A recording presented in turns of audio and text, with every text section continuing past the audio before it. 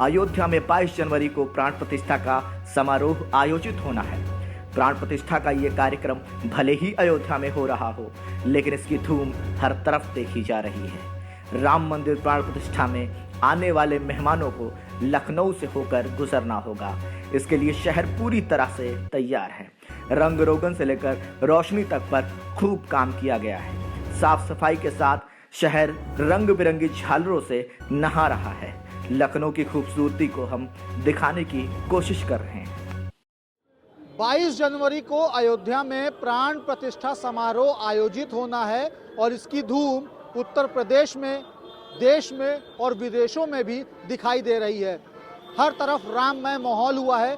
इस वक्त हमारी मौजूदगी है लखनऊ के अटल चौक यानी हजरतगंज चौराहे पे, जहां की तस्वीरें मैं आपको दिखाने की कोशिश कर रहा हूं कि जहां तक आपकी नजरें जाएगी वहां तक सिर्फ और सिर्फ आपको सजावट ही दिखाई देगी।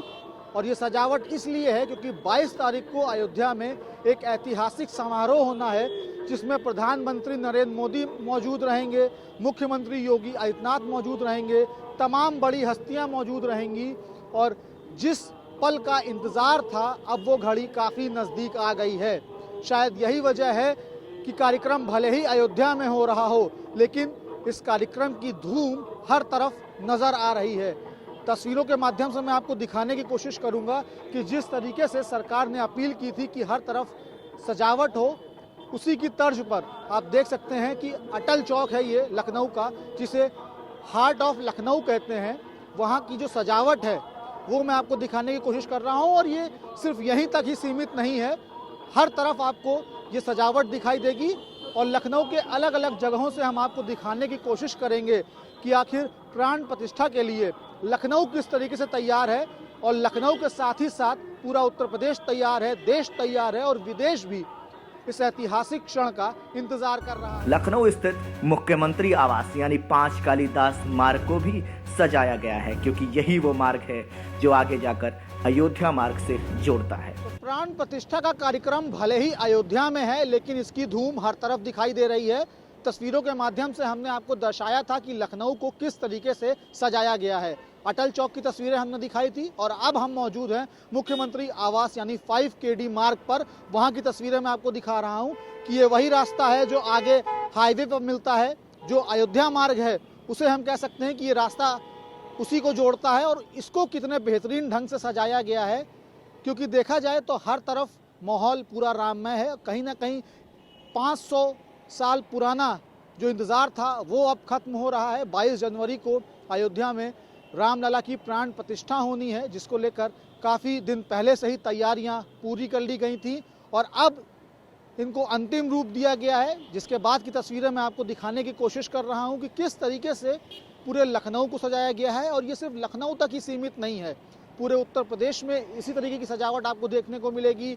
हर तरफ आपको इसी तरीके की सजावट देखने को मिलेगी। और कुल मिलाकर मैं तस्वीरों के माध्यम से आपको यही दर्शाने की कोशिश कर रहा हूँ कि लखनऊ समेत जो पूरा उत्तर प्रदेश है वो राममय माहौल में रंगा हुआ है।